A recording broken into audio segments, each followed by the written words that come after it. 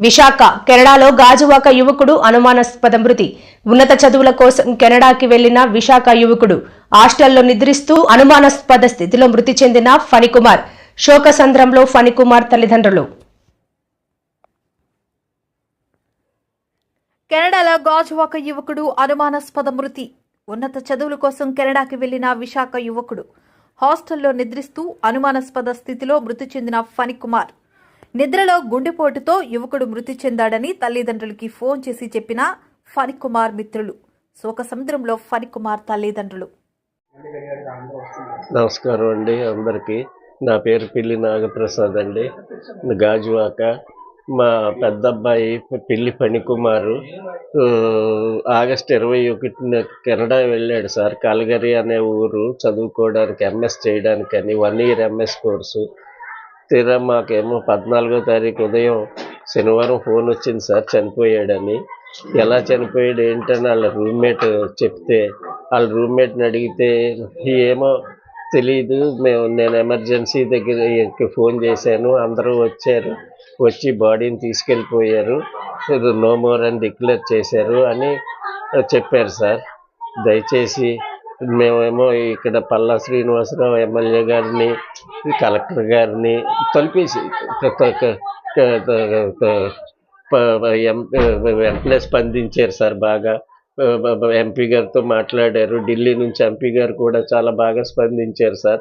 Collector గారిని కలిసాము sir. Collector గారు కూడా చాలా బాగా స్పందించారు సార్. మన గౌరవ ముఖ్యమంత్రి చంద్రబాబు నాయుడు గారు, పవన్ కళ్యాణ్ గారు, లోకేష్ గారు దయచేసి అందరూ మాకు సహకరించి మా అబ్బాయి బాడీని మాకు ఇప్పించవలసిందిగా ప్రార్థిస్తున్నాను సార్. మీ పత్రికా రంగం కూడా స్పందించి మా అబ్బాయి బాడీని చాలా ఎంత వేగంగా ప్రభుత్వ సహకారంతో తీసుకొచ్చి ఏర్పాట్లు చేయమని ప్రార్థిస్తున్నాను సార్. ఇసుక సరఫరా కేంద్రంను ప్రారంభించిన ఎమ్మెల్యే పల్లా శ్రీనివాస్ ఎటువంటి అవినీతికి, అక్రమాలకి తావు లేకుండా ప్రభుత్వం నేరుగా ఇసుక సరఫరా చేస్తుంది అని ఎమ్మెల్యే పల్లా శ్రీనివాసరావు అన్నారు. ఇసుక సరఫరా కేంద్రంను ప్రారంభించిన ఎమ్మెల్యే పల్లా శ్రీనివాస్ ఎటువంటి అవినీతికి, అక్రమాలకి తావు లేకుండా ప్రభుత్వం నేరుగా ఇసుక సరఫరా చేస్తుందని ఎమ్మెల్యే పల్లా శ్రీనివాసరావు అన్నారు. ఎవరైనా నేరుగా వచ్చి టన్నుకి 1000 రూపాయలు చెల్లించి ఇసుక తీసుకుని వెళ్లవచ్చని పల్లా అన్నారు. ఇసుక విషయంలో ప్రభుత్వంకి నష్టం వస్తున్నా కూటమి ప్రభుత్వం ప్రజలకి నేరుగా ఇసుకను అందించడానికి వెనకడుగు వేయలేదని, దళారులను నమ్మి మోసపోవద్దని, గతంలో వైసీపీ ప్రభుత్వం ఇసుక విషయంలో హైడ్రామా ఆడిందని, అర్బన్ ప్రాంతంలో అభివృద్ధిని దృష్టిలో పెట్టుకుని ఆలువ, గాజువాక ఇసుక యార్డ్ను అందుబాటులోకి తీసుకుని వచ్చామని అన్నారు. ఈ కార్యక్రమంలో Gajuwaka tahsildar Srivalli, TDP Gajuwaka incharge Prasadula Srinivas, Gajuwaka CI Parthasarathi, yard incharge Nagendra పాల్గొన్నారు. మైనింగ్ డిపార్ట్మెంట్ వారు ఇక్కడ ఇసుక డిపోలు ఏర్పాటు చేయడం జరిగిందండి. ఇది అంటే వాళ్ళు పర్మిషన్ ఇచ్చిన తర్వాత ప్రైవేట్ వ్యక్తులు ఇది ఏర్పాటు చేసుకున్నారు. సో ఇక్కడ ఒకటి గాజువాక, అలాగే ఆరిలోవ, ఇంకొకటి భీమిలి. ఎక్కడైతే ఇసుక డ్రై ఏరియాస్ అంటున్నారు, ఇసుక దొరకనటువంటి ప్రాంతాలు, ఇవన్నీ కూడా మనకి చెరువులు కానీ గడ్డలు కానీ లేవు కనుక ఈ ప్రాంతంలో డ్రై ఏరియాస్ కింద డిక్లేర్ చేసి ఇక్కడ ఈ డిపోస్ ఏర్పాటు చేయడం జరిగింది. ఈ డిపోస్ అన్నీ కూడా చాలా ట్రాన్స్పరెంట్గా, అంటే కొన్ని నిబంధనలకి ఎవరైతే పాటించారో వాళ్ళందరికీ కూడా శాంక్షన్ చేయడం జరిగింది. సో ఇక్కడ ఒక టన్నుకి 1000 రూపాయలే. గతంలో అయితే అవి 2000, 2000 దాకా పై కూడా వెళ్ళింది, 1500, 2000. అలా కాకుండా ఏ సీజన్లో అయినా సరే 1000 రూపాయలకే ఇక్కడ టన్ రేట్ ఫిక్స్ చేయడం జరిగిందండి గవర్నమెంట్. కనుక ఇది ప్రజలందరూ కూడా వినియోగించుకోండి అని చెప్పేసి మరి మీ ద్వారా తెలియజేస్తున్నాం. ఎక్కడ కూడా బ్లాక్ మార్కెట్ ఉండకూడదు, భవన నిర్మాణం కాని కార్మికులు ఇబ్బంది పడకూడదు, అలాగే భవన నిర్మాణం చేసుకున్నటువంటి యజమానులు ఇబ్బంది పడకుండా ఉండాలనే ఉద్దేశంతో గౌరవ ముఖ్యమంత్రి గారు ప్రజలకు అభిష్టం మేరకే ఈ డిపోలన్నీ కూడా ఏర్పాటు చేయడం జరిగిందని చెప్పి తెలియజేస్తున్నాం. అలాగే దీనివల్ల కొంత ప్రభుత్వానికి నష్టం ఉన్నా సరే, ఎందుకంటే ఇదివరకు రాయల్టీ కలెక్ట్ చేసేవారు సేండ్రేజ్ అని చెప్పి రాయల్టీ అని చెప్పేసి ఇవి కలెక్ట్ చేసేవారు. కానీ ఆ రాయల్టీ కానీ సేండ్రేజ్ కానీ ఇవన్నీ లేకుండా ప్రజలకి ఎందుకంటే నిర్మాణ రంగం బాగా అభివృద్ధి చెందుతున్నటువంటి దశలో ఉంది కనుక ఇవి నిర్మాణదారులకు కానీ లేకపోతే భవన నిర్మాణం కార్మికులకు కానీ వాళ్ళెవరికి ఇబ్బంది లేకుండా ఉండాలనే ఉద్దేశంతో ఈరోజు రాష్ట్ర ప్రభుత్వం ముఖ్యమంత్రి గారు ఆలోచనతో ఈ డిపోలు ఏర్పాటు చేయడం జరిగిందని చెప్పి తెలియజేస్తున్నాం. అలాగే ఎక్కడైనా సరే మీకు బ్లాక్ మార్కెటింగ్ అనేది అనడానికి తావు లేకుండా ఒకవేళ ఎవరైనా సరే బ్లాక్ మార్కెటింగ్ చేశారు అన్నా సరే మీరు మాకు చెప్పొచ్చు. కానీ ఈరోజు సప్లై ఎక్కువ అవుతుంది కనుక బ్లాక్ మార్కెట్ ఉండేటువంటి పరిస్థితి ఉండదని మేము ఆలోచన అనుకుంటున్నాం. అలాగే కొంతమంది మా దగ్గర కూడా వచ్చారు. ఎలాంటి ఎప్పటి నుంచో మేము లోడ్ తెచ్చుకొని అమ్ముకుంటున్నామండి, మా జీవితాలు కొంచెం రోడ్డు మీద పడిపోయేటట్టు ఉన్నాయండి అని చెప్పేసి వాళ్ళకు కూడా ఇబ్బంది పడకుండా ఉండేటట్టుగా మేము ఆలోచన చేస్తామని చెప్పేసి కూడా ఈ సందర్భంగా తెలియజేస్తున్నాం. నమస్కారం. ఇవన్నీ కూడా ఆన్లైన్ బుకింగేనండి. ఆన్లైన్ ఇక్కడ కూడా రావచ్చు కదండి, మాన్యువల్ కూడా చేసుకోవచ్చండి. ఎవరైనా సరే ఆన్లైన్ ఇబ్బంది అనుకుంటే ఈ డిపో దగ్గరకు వచ్చి తీసుకోవచ్చు. రేట్ మాత్రం టన్నుకి 1000 రూపాయలే. ఇది రేట్ ఫిక్స్ అన్నమాట. ఇంకా మేము ఇంకా దానిపైన ట్రాన్స్పోర్టేషన్ అంతా పెట్టుకోవాలి. ఎంతైనా బుక్ చేసుకోవచ్చండి, మీరు ప్రాబ్లం లేదు.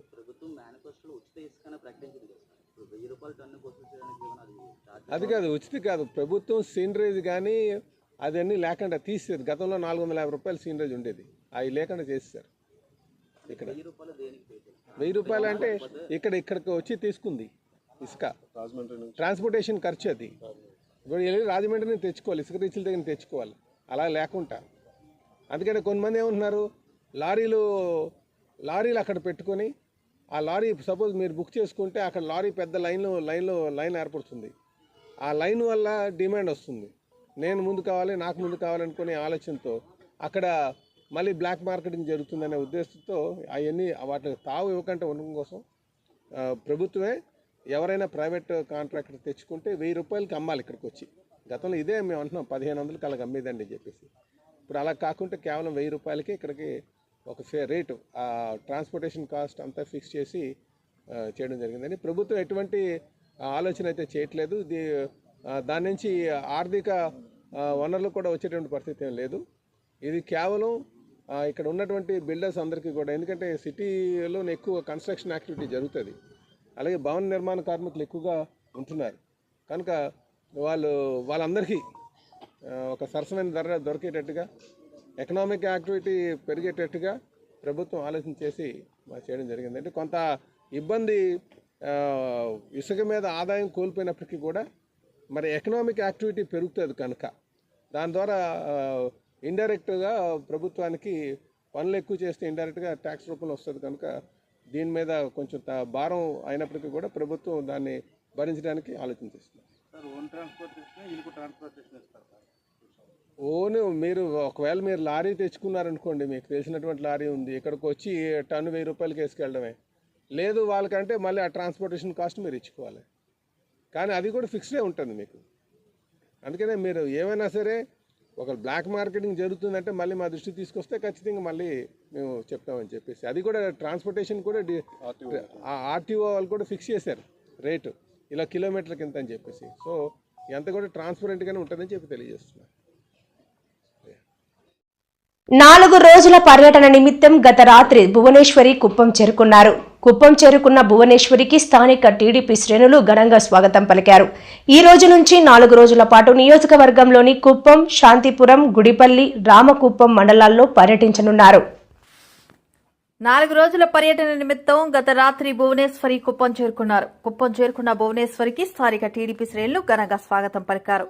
ఈ రోజు నుంచి 4 రోజుల పాటు నియోజకవర్గంలోని కుప్పం, శాంతిపురం, గుడిపల్లి, రామకుప్పం మండలాల్లో పర్యటించనున్నారు. ప్రతి మండలంలో భువనేశ్వరి పర్యటన షెడ్యూల్ ఇప్పటికే ఖరారైంది. ఈ రోజు ఉదయం తాను బస చేసిన కుప్పం పిఎస్ మెడికల్ కాలేజ్ వద్ద ప్రజల నుంచి వినతి పత్రాలను భువనమ్మ స్వీకరించారు. అనంతరం శాంతిపురంలోని కడపల్లిలో సొంత ఇల్లు నిర్మాణం జరుగుతుంది. ఈ క్రమంలో అక్కడికి చేరుకున్న సీఎం సతీమణి ఇంటి నిర్మాణ పనులు పరిశీలించారు.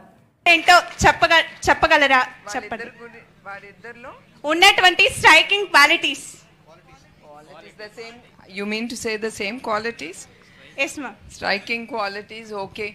Chandrababu Naidu garu chala serious person. ఆయన అట్లా సీరియస్గా I mean to say he's super focused. Okay, ఆ సూపర్ ఫోకస్ అనేది చాలా తక్కువ మందిలో ఉంటుంది. And and Lokesh is a very grounded. Chandrababu Naidu గారి కొడుకని కానీ సీఎం గారి కొడుకని కానీ అది ఉండదు. అతను కూడా అతని మీద అతనికి ఆ నమ్మకం. అతను ఎప్పుడు అంటాడు, నేను అంటాను, I would like to be known as Lokesh mother, not Chandrababu Naidu son. So అతను కూడా అదే అంటాడు, I like to shine out as Lokesh and I want to give back to the society. And the most main thing నా ఫ్యామిలీలో is we are all very grounded. I mean to say grounded in sense మాకు I mean we are down to earth. ఇప్పుడే చెప్పాను, డబ్బులు వస్తాయి వెళ్తాయి, that is not important.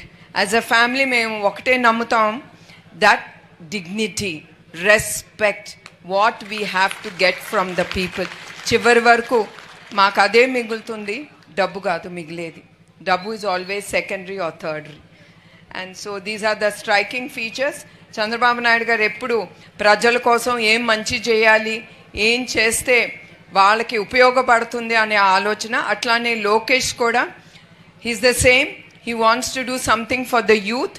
And promise చేసినట్టు 20 లక్షల ఉద్యోగాలు అంటున్నారు. సో దాని మీద he's very confident that he'll bring employment తీసుకొస్తారని ఆంధ్రప్రదేశ్కి. Thank you ma'am. No, I thought she asked about Lokesh. Oh, both. I thought you were asking about Lokesh and Chandrababu Naidu garu. I'm sorry, Amma. Nandamuri Taraka Ramarao garu kuda ayana the same. Ayana enta pedda actor aina, political leader aina kuda ayana eppudu hard working. మేము ఎప్పుడు ఆయన్ని పెరిగేటప్పుడు ఆయన ఎప్పుడు చూడలేదు. ఎందుకంటే మీ అందరికీ తెలుసు, ఆయన చాలా పేద కుటుంబం నుంచి పుట్టిన ఆయన. అట్లాంటి ఆయన అదే సేమ్ థింగ్, దట్ ప్రజలకి మంచి చేయాలి, పేదలకి ఏదో ఒకటి చెయ్యాలి అనే ఆలోచనతోనే ఆయన ఎప్పుడు ఉండేవారు. ఆ ఆలోచనతోనే మీ అందరికీ తెలుసు, కిలో 2 రూపాయల బియ్యం పథకం కానీ చాలా పథకాలు ఆయన పేదలకి తీసుకొచ్చారు. ఆయన చాలా చివరి వరకు ఆయన చాలా కష్టపడ్డారు, పార్టీకి కానీ సమాజానికి కానీ. అట్లానే చంద్రబాబు నాయుడు గారు కూడా ఎప్పుడు పేద ప్రజలకి, మీ అందరికీ తెలుసు, ఇన్ విజన్ 2047 ఆయన he wants to remove poverty, పేదరికం అనేది ఎక్కడ ఉండకూడదు అనేదే ఆయన ఆలోచన. ఆ ఆలోచనతో he's taking the youth, the state way forward. అమ్మ వాళ్ళిద్దరిలో the main common thing is పేదరికం, దాన్ని నిర్మూలించాలి, ప్రజలకి సేవ చేయాలని. That's the common thing between both of them. అమ్మ thank you ma'am. Thank you.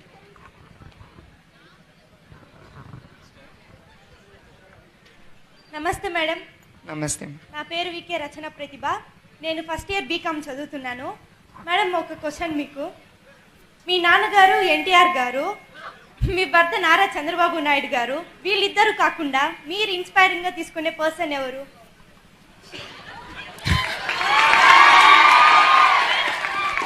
To tell the truth, నేను ఇప్పుడే చెప్పాను, కాలేజ్లో ఇట్ వాజ్ జస్ట్ ఫన్.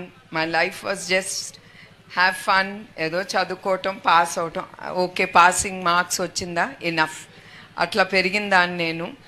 దాని తర్వాత ఆఫ్టర్ ఐ డెంట్ హ్యావ్, నాకేమీ ఒక hero or any, I mean to say ఇతనిలాగా ఈవిలాగా నేను అవ్వాలనేది నేను ఎప్పుడు అనుకోలేదు. బికాస్ ఐ వాజ్ బ్రాటప్, అంటే నేను కుటుంబంలో 2 అక్కలు, చివరికి మేమిద్దరం, మా చెల్లి, నేను the youngest. So we were very non-serious types మాట. 2 అక్కలు చాలా సీరియస్ టైప్స్, చదువుకోవటం అవన్నీ, అమ్మకి హెల్ప్ చేయటం అట్లా. So I got married when I was only 19 years. So 19 ఏళ్ళకే నాకు పెళ్ళి అయిపోయింది. As soon as I got married, it was Chandrababu Naidu garu. I use to see his hard work. ఇప్పుడు కూడా అనుకుంటా, ఆయన చేస్తే నేను ఎందుకు చేయలేను.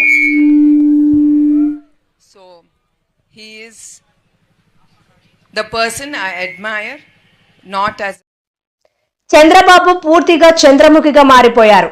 ఇసుక మాఫియా, లిక్కర్ మాఫియా ఇలా మాఫియాలు చేస్తున్నారని వైఎస్ జగన్ అన్నారు. ఉమ్మడి అనంతపురం జిల్లా నేతలతో వైఎస్ఆర్సీపీ కేంద్ర కార్యాలయంలో వైఎస్ జగన్ భేటీ అయ్యారు.